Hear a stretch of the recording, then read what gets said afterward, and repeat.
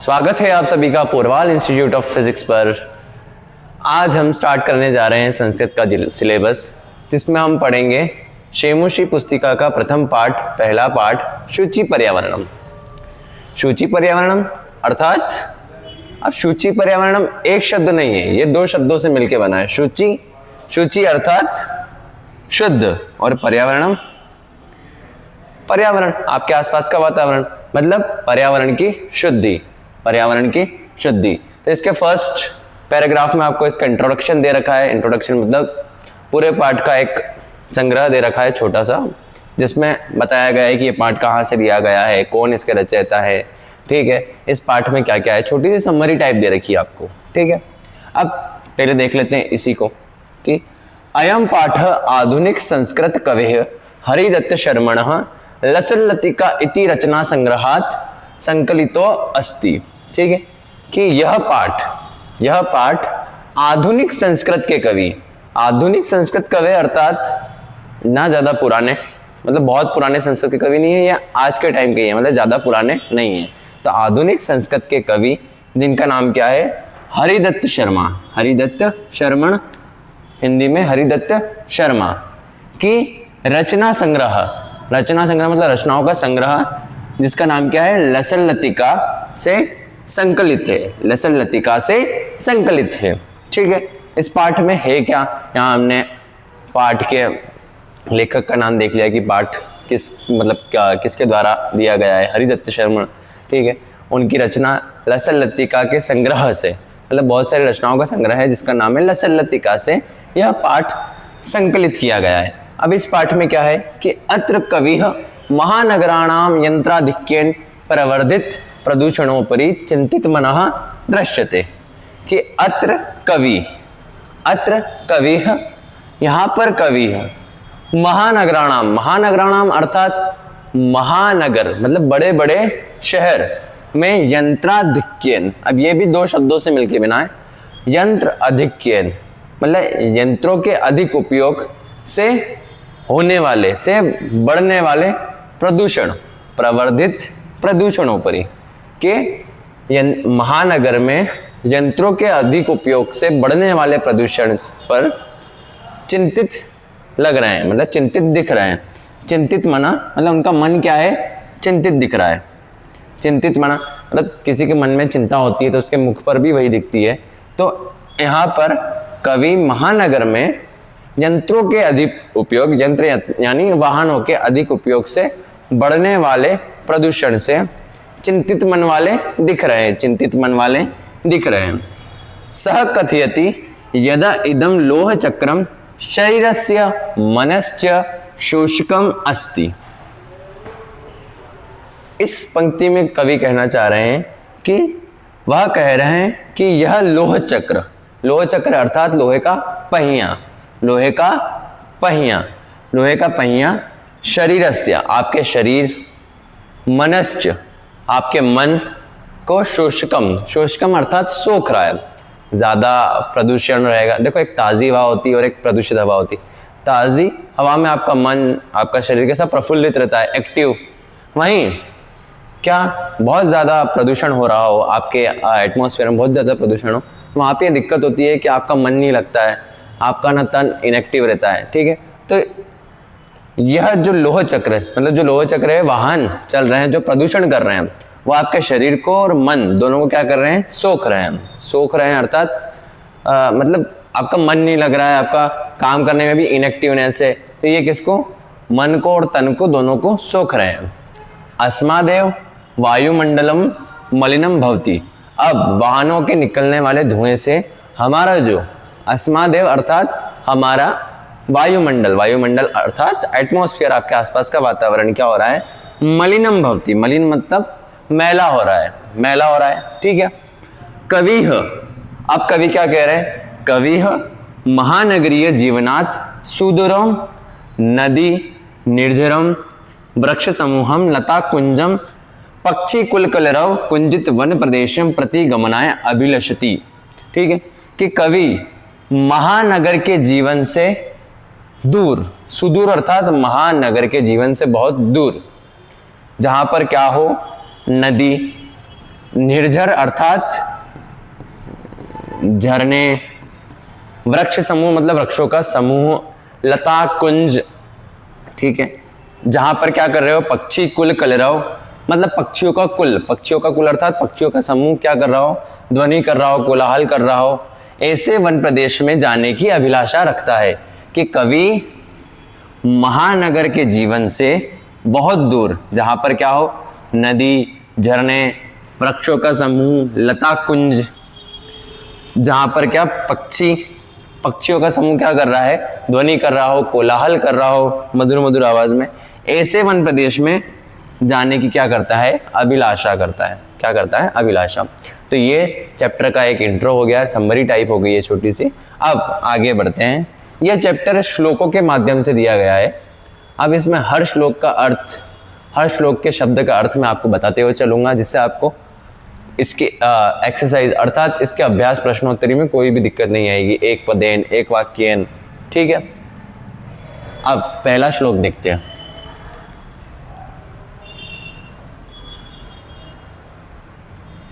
पहला श्लोक क्या दे रखा है कि दुर्वहम अत्र जीवितम जातम प्रकृतिरेव शरणम शुचि पर्यावरणम, कि दुर्वहम अत्र ये दो शब्दों से मिलके बना है। दुर्वहम धन अत्र, कि यहां दुर्वहम अत्र कि यहां जीना, जीवितम कि यहां जीना, दुर्वहम अर्थात कठिन, दुर्वहम अर्थात कठिन हो गया है, कि यहां जीना कठिन हो गया है, कि यहां पर, अत्र मतलब यहां, बड़े बड़े नगरों की बात चल रही है कि यहां पर जीना कठिन हो गया है। प्रकृति रेव शरणम, कि प्रकृति धन एव, प्रकृति ही एकमात्र शरण है, कि यहां पर जीवन जीना कठिन हो गया है, प्रकृति ही एकमात्र शरण है। अब शुचि पर्यावरणम, ठीक है, शुचि पर्यावरणम अर्थात पर्यावरण की शुद्धि हो।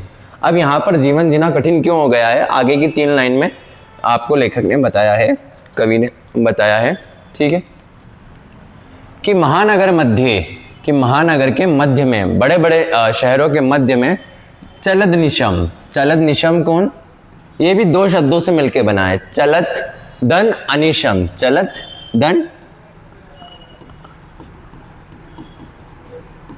अनिशम, दो शब्दों की संधि से मिलकर बना है। चलद अनिशम अर्थात दिन रात चलना, कि महानगर मध्य चलद अनिशम कालाय से चक्रम, कि महानगर के मध्य में दिन रात क्या चल रहा है, एक लोहे का चक्र चल रहा है। लोहे का चक्र अर्थात वाहन, लोहे के चक्र अर्थात वाहन। मनः शोषयत, मनः शोषयत जो आपके मन को क्या कर रहा है, सोख रहा है, सुखा रहा है। मनः शोषयत मतलब सुखाना, मन को क्या कर रहा है, सुखा रहा है। तनुह पेशियत जो आपके तन को क्या कर रहा है, पीस रहा है। भ्रमति सदा वक्रम, और सदा क्या कर रहा है, टेढ़ा होकर घूम रहा है। कि महानगर के मध्य में जो दिन रात आपके जो गाड़ी घोड़े चल रहे हैं, ठीक है, वो आपके मन को सुखा रहे हैं, तन को पीस रहे हैं। तन को अर्थात कैसे पीस रहे हैं, जैसे कि कोई नया नया आया है शहर में, गांव में रहता था मान लो, ठीक है, गांव में थोड़ी सी शांति होती है, इतनी ज़्यादा ट्रैफिक नहीं होता है, इतना ज़्यादा धुआं नहीं होता है। आजकल थोड़ा बहुत होता है लेकिन इतना नहीं होता है जितना शहरों में होता है। अब जैसे कोई इंसान पहली बार गांव से शहर में आया है, ठीक है, तो वो थोड़ी देर में ही अच्छा लगता है उसको, उसके बाद उसको यहाँ की आदत नहीं है, तो यहाँ के प्रदूषण के कारण उसका मन सूखता है। मन सूखता है अर्थात इनएक्टिवनेस, क्योंकि जहाँ ताज़ी हवा मिलेगी लोगों को, वहाँ उसका मन भी एक्टिव रहेगा और तन भी एक्टिव रहेगा। तन को पीसता है, तन को पीसता है, दिन रात ट्रैफिक में फंसे रहना। बड़े बड़े शहरों में ज़्यादा ट्रैफिक लगता है तो उससे अधिक थकान होती है, फालतू के टाइम वेस्ट होता है, जिससे हमें क्या होगा, मन को सोख रहा है। वो क्या हो रहा है, मन को सोख रहा है और तन को पेशियत अर्थात पीस रहा है। मन को सोख रहा है और तन को पीस रहा है। कि महानगर के मध्य में दिन रात जो वाहन चल रहे हैं वो आपके मन को सोख रहे हैं, आपके तन को पीस रहे हैं और आप सदा टेढ़े होकर घूम रहे हैं, सदा टेढ़ा होकर घूम रहा है। अब ये बड़ा सा शब्द एक शब्द नहीं, ये 3 शब्दों से मिलकर बना है। दुर्दांत दशेर अमुना, कि इसके भयंकर दांतों से, कि दिन रात जो आपके वाहन चल रहे हैं, जिससे क्या प्रदूषण बहुत ज़्यादा हो रहा है, जो आपके तन और मन दोनों को सही से नहीं रहने दे रहा है, तो इसके भयंकर दांतों से लोगों का विनाश ना हो, इसके भयंकर दांतों से लोगों का विनाश ना हो, इस लाइन में कहा गया। जन ग्रसनम मतलब लोगों का विनाश, लोगों का विनाश, इसके भयंकर दांतों से। इस बड़े से वर्ड का मीनिंग है इसके भयंकर दांतों से, इसके भयंकर दांतों से, ठीक है, लोगों का विनाश ना हो, लोगों का विनाश ना हो। तो दुर्वहम अत्र जीवितम जातम प्रकृति रेव शरणम शुचि पर्यावरणम महानगर मध्ये चलत अनीशम कालाय स चक्रम मनः शोषयत तनुपेशयत भ्रमति सदा वक्रम दुर्दांतेर दशेर अमुना स्यान्य जनग्रसनम, कि यहाँ जीवन जीना बहुत कठिन है, अब प्रकृति ही एकमात्र शरण है। शुचि पर्यावरणम, शुचि पर्यावरणम की पर्यावरण का क्या हो, शुद्धिकरण हो। महानगर के मध्य में जो दिन रात वाहन चल रहे हैं वो आपके तन को पीस रहे हैं, मन को सुखा रहे हैं और सदैव टेढ़ा होकर घूम रहा है, और इसके भयंकर दांतों से लोगों का विनाश ना हो और क्या हो, पर्यावरण की शुद्धि हो। यह पहले श्लोक का मीनिंग था। आइए दूसरे श्लोक पर चलते हैं। दूसरा श्लोक,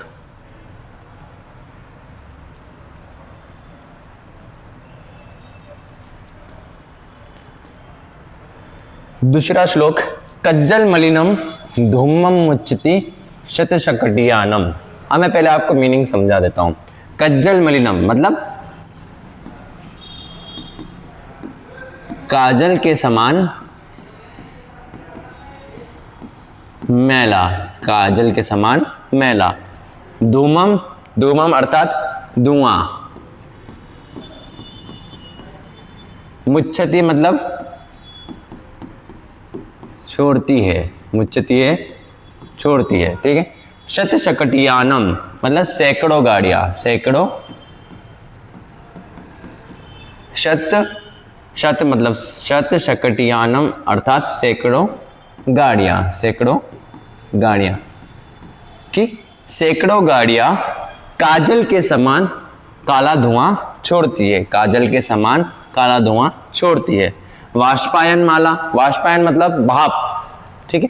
वाष्पायन माला मतलब रेलगाड़ी की पंक्ति की बात हो रही है। जैसे कि आज के ज़माने में तो इलेक्ट्रिसिटी ज़्यादा है तो इतना धुआं नहीं छोड़ती है, लेकिन पहले के टाइम पे, ये थोड़ा सा पुराना चैप्टर है, तो पहले क्या चलती थी, स्टीम वाली रेलगाड़ी, जिसमें हम कोयला डालते थे, फिर उसका धुआं निकलता था, उससे स्टीम बनती थी और रेलगाड़ी आगे बढ़ती थी।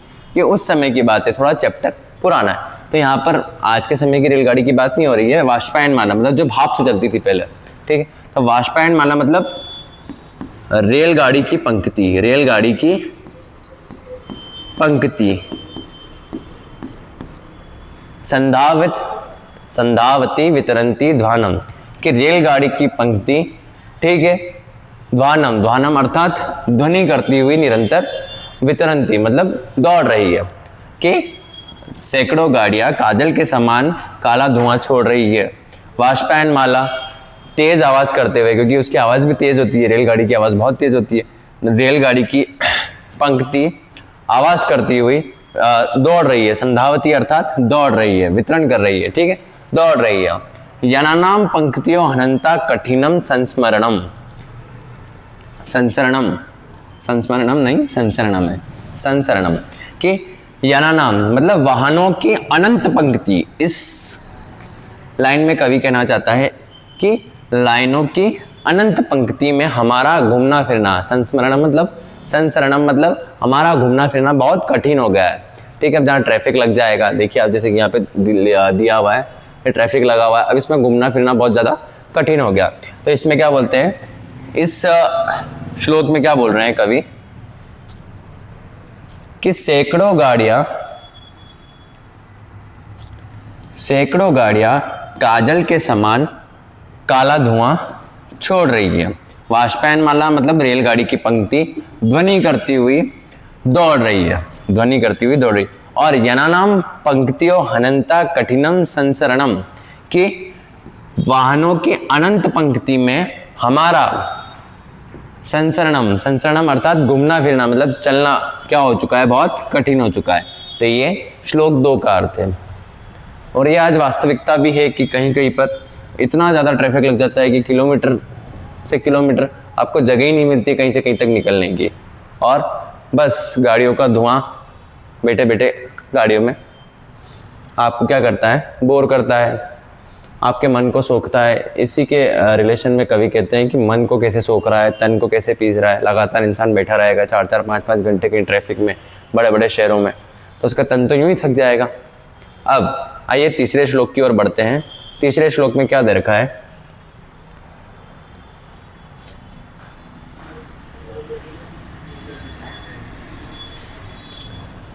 अब तीसरा श्लोक क्या कर रहा है कि वायुमंडलम भ्रंशम दूषितम नहीं निर्मलम जलम, कि वायुमंडल, वायुमंडल मतलब आपका एटमॉस्फेयर, एटमॉस्फेयर क्या हो गया है?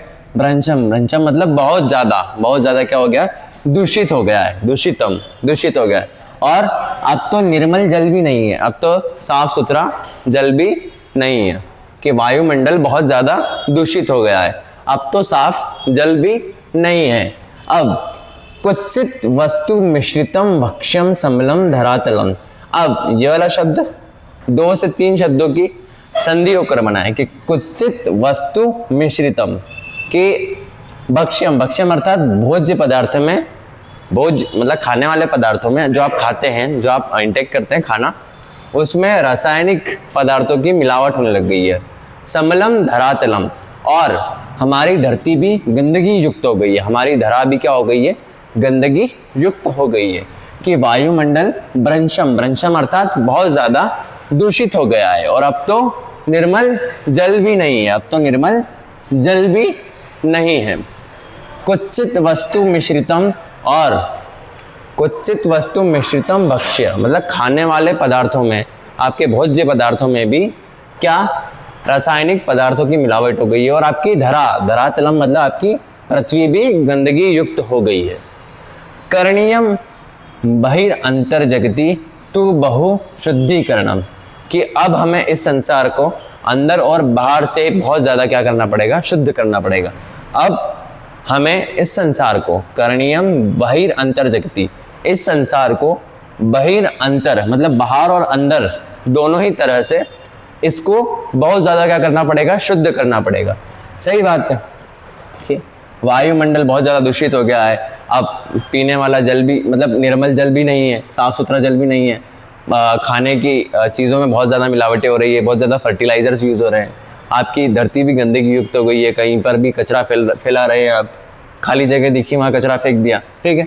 आप क्या करने की आवश्यकता है? आपको इस धरती को, इस संसार को अंदर और बाहर दोनों ही तरह से इसको बहुत ज़्यादा क्या करना है? शुद्धिकरण करना है, बहुत ज़्यादा क्या करना है? शुद्धिकरण करना है। तो ये तीसरे पार्ट का अर्थ है, ठीक है। आइए चौथे श्लोक पे चलते हैं।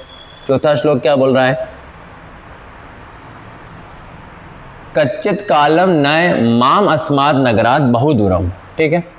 कच्चित, कच्चित मतलब कुछ समय के लिए, कालम मतलब समय के लिए, कुछ समय के लिए, माम अस्माद नगरात, ठीक है, मुझे मेरे शहर से, ये 3 शब्दों की संधि से होकर बना है माम अस्माद नगरात, कि कुछ समय के लिए, कुछ समय के लिए मुझे मेरे शहर से दूर, बहुदूरम अर्थात मतलब बहुत दूर, माम अस्मात नगरात, माम अस्मात नगरात, कि कुछ समय के लिए मुझे मेरे शहर से बहुत दूर ले चलो, कुछ समय के लिए मुझे मेरे शहर से बहुत मतलब मेरे नगर से बहुत दूर ले चलो। प्रपश्यामि ग्रामांते निर्झर नदी पयः पूरम, ठीक है, मैं देखना चाहता हूँ ग्राम के अंत मतलब गांव की सीमा पर, मैं क्या देखना चाहता हूँ? मेरे गांव की सीमा पर निर्झर, निर्झर अर्थात झरने, नदी और पानी से भरे हुए, पयः पूरम अर्थात पानी से भरे हुए तालाब, कि कुछ समय के लिए मुझे मेरे नगर से दूर ले चलो। मैं प्रपश्यामि, प्रपश्या मतलब देखना चाहूँगा, मेरे ग्राम के अंत, गांव के अंत, ग्रामांते, गांव के अंत मतलब गांव की सीमा पर जो नदी, झरने और जल से भरे हुए तालाब को। एकांते कांतारे क्षणमपि में स्यात् संचरणम, और एकांत में, ठीक है, एकांत में एक, एकांत कांतारे, कांतारे अर्थात एक जंगल में मैं कुछ क्षण के लिए संचरण करना चाहूँगा, करना चाहता हूँ। मैं कुछ क्षण के लिए एक सुनसान मतलब एक अकेले जंगल में क्या करना चाहूँगा, संचरण करना चाहूँगा। अब लोगों को नगरों में इतनी ज़्यादा प्रदूषण, इतना ज़्यादा कोलाहल मतलब ध्वनि हर जगह, यहाँ पे देखो नॉइस पॉल्यूशन, एयर पॉल्यूशन, इस सब से लोग क्या हो गए, बहुत ज़्यादा परेशान हो गए। तो वो क्या चाहता है कि शांति चाहते हैं। शांति चाहने के लिए आजकल लोग कहाँ जाते हैं, नेचर के पास। नेचर के पास कैसे जाते हैं, कोई हिल स्टेशन जाता है ब्यूटी देखने नेचर की, फॉरेन्स में जाते हैं बहुत सारे लोग नेचर की ब्यूटी देखने, ठीक है। अब कभी भी यही कह रहे हैं कि मुझे भी मेरे नगर से बहुत दूर, जहाँ गांव के अंत में क्या है, झरने हैं, नदी, नदी अर्थात नदी है, पयपूरम मतलब आपका पानी से भरे हुए तालाब, और वो कुछ क्षण के लिए ऐसे जहाँ सुनसान जंगल है वहाँ पर संचरण, घूमना चाहता है। क्या करना चाहते हैं, घूमना चाहते हैं, ठीक है। तो लोग नगर से दूर होकर नेचर की ब्यूटी देखने को आजकल ज़्यादा पसंद करते हैं, क्योंकि उन्हें वहाँ क्या मिलती है, शांति मिलती है। वहाँ कुछ पलों के लिए उन्हें क्या मिलती है, थोड़ी सी साफ़ हवा मिलती है, ठीक है। वरना नगर में रहकर तो प्रदूषण आपको झेलना पड़ेगा। तो बहुत ज़्यादा ज़रूरी है कि आपका पर्यावरण क्या हो, शुद्ध हो। शुद्ध अर्थात आजकल तो इलेक्ट्रिक बहुत ज़्यादा होने लग गया है, लेकिन फिर भी पेट्रोल, फिर भी अदर चीज़ों से पॉल्यूशन बहुत ज़्यादा हो रहा है, तो आप ध्यान दीजिएगा। अब अगले श्लोक पर चलते हैं कि हरित तरुणाम ललित लतानाम माला रमणीय, ठीक है। हरित तरुणाम, ठीक है, हरे हरे पेड़, ललित लता नाम, ललित लता है मतलब नई नई लताएं, अच्छी अच्छी लताओं की माला, बहुत रमणीय मतलब बहुत मनोहारी, मतलब मन को मोहने वाली, कि हरे हरे तरु, हरे हरे पेड़, ठीक है। ललित लता नाम मतलब लताएं, नई नई लताएं, अच्छी अच्छी लताएं, लताओं की माला, ठीक है, बहुत ज़्यादा क्या है, मनमोहक है। कुसुमावलिह समीर चलिता श्यान में वर्णिया, ठीक है। अब इस पंक्ति का अर्थ है कि हवा की वजह से जो आपके फूल होते हैं वो क्या होते हैं, लहलहाते इधर से उधर, ठीक है। तो हवा के चलने से जो कुसुमावली अर्थात आपके फूलों की पंक्ति जो हिल रही है, वो मुझे अपनी ओर मतलब उनकी ओर मुझे क्या कर रही है, बहुत ज़्यादा आकर्षित कर रही है, मुझे अपनी ओर खींच रही है। कि हरित तरुणाम ललित लता नाम माला, बहुत ज़्यादा क्या है, हरे हरे वृक्ष और ललित लता नाम के बहुत ज़्यादा मनमोहक है, बहुत ज़्यादा मन को मोह रहे हैं। समीर मतलब हवा के चलने से जो फूलों की पंक्ति है वो हिल रही है, वो मुझे अपनी ओर क्या कर रही है, खींच रही है। नवमालिका रसालम मिलिता रुचिरम संगमनम, ठीक है, कि नई नई जो लताएं हैं वो क्या, रसालम अर्थात आम से लिपटी हुई है, जिनका मेल, ठीक है। अब जब आम उगता है तो उसके ऊपर नई नई लताएं भी क्या होती है, लिपट जाती है। वो बहुत ज़्यादा क्या है, मनमोहक है, बहुत अच्छा लगने वाला दृश्य है। कि नवमालिका रसालम अर्थात कि नए नए माला, नए नए लताएं जब आम से लिपट रही है तो वो देखने में बहुत ज़्यादा सुंदर लग रहा है, बहुत उनका संगम, उनका मिलना बहुत ज़्यादा क्या लग रहा है, मनमोहक लग रहा है। ये आपके 5वें श्लोक का अर्थ है। 5वें श्लोक का अर्थ क्या है, ठीक है, समझ में आ गया आपको। अगला 6ठे श्लोक की ओर चलते हैं। इस चैप्टर में टोटल 7 श्लोक है, 5 श्लोक हमने कर लिए हैं, अब ये 6ठा और ये 7वां। कि ऐ चल बंधो खगकुल कलरव गुंजित मन देशनम पूर कलरव संभ्रमित जनेभ्यो धृत सुख संदेशनम, ठीक है। अब कि ऐ चल बंधो, कि अरे मित्र, पूर कलरव भ्रमित जनेभ्यो, ठीक है, कि नगर के कोलाहल से विचलित लोगों के लिए सुख का संदेश धारण करने वाले हैं। धृत सुख संदेशनम, सुख का संदेश धारण करने वाले, सुख का संदेश धारण करने वाले, ठीक है। खगकुल कलरव गुंजित वन देशनम, कि अरे मित्रों कि नगर के कोलाहल से विचलित लोगों के लिए सुख का संदेश धारण करने वाले, ठीक है, खगकुल जहाँ पक्षियों का समूह क्या कर रहा है, गुंजन कर रहा है, कोलाहल कर रहा है, ऐसे वन प्रदेश चलो। कि अरे मित्र, नगर के कोलाहल से विचलित लोगों के लिए सुख का संदेश धारण करने वाले, जहाँ पर पक्षियों के समूह गुंजन कर रहा है, ऐसे वन प्रदेश में चलो। कि अरे बंधु, अरे मित्र, नगर के कोलाहल से विचलित लोगों के लिए सुख का संदेश धारण करने वाले जहाँ प्रदेश चलो, जहाँ पर क्या, वन देश में चलो, जहाँ पर खगकुल कलरव गुंजित, जहाँ पर पक्षियों का समूह क्या कर रहा है, गुंजन कर रहा है, मतलब गुंजन अर्थात कोलाहल कर रहा है, ध्वनि कर रहा है। चाक्य चिक्की जालम न कोरिया जीवित रसहरणम। कि ये चाक्य चिक्की जालम मतलब चकाचौंध से भरी दुनिया, चकाचौंध से भरी दुनिया। नो कोरिया जीवित रसहरणम, कि आपके जीवन का रस हरण ना करे। कि असली ब्यूटी वहाँ है, मतलब नेचर में असली ब्यूटी है, वो ऐसा बोलना चाह रहे हैं कि लोगों के लिए एक संदेश लेने के लिए कि हमें ऐसे वन प्रदेश में जाना चाहिए जहाँ चिड़ियाओं का समूह क्या कर रहा है, चहक रहा है, ध्वनि कर रहा है, ठीक है। और ये चकाचौंध से भरी दुनिया, चाक चिक्की जालम, चकाचौंध से भरी दुनिया आपके जीवन का रस हरण ना करे, आपके जीवन के रस का हरण न करे। आखिरी श्लोक कि प्रस्तर तले लतात गुरुलमा नो भवंतु पिष्टा। प्रस्तर तले मतलब पत्थरों के नीचे, प्रस्तर तले अर्थात पत्थरों के नीचे। लता मतलब शाखाएं, ठीक है। तरु मतलब पेड़, गुल्मा मतलब झाड़ियाँ, पिसा ना जाए, नो भवंतु पिष्टा, ठीक है। कि पत्थरों के नीचे लता, तरु, गुल्मा। लता अर्थात पेड़ों की शाखाएं, तरु अर्थात आपके पेड़, और झाड़ियाँ। नो भवंतु पिष्टा, की ये सब कुछ पत्थरों के तले ना पिसा जाए।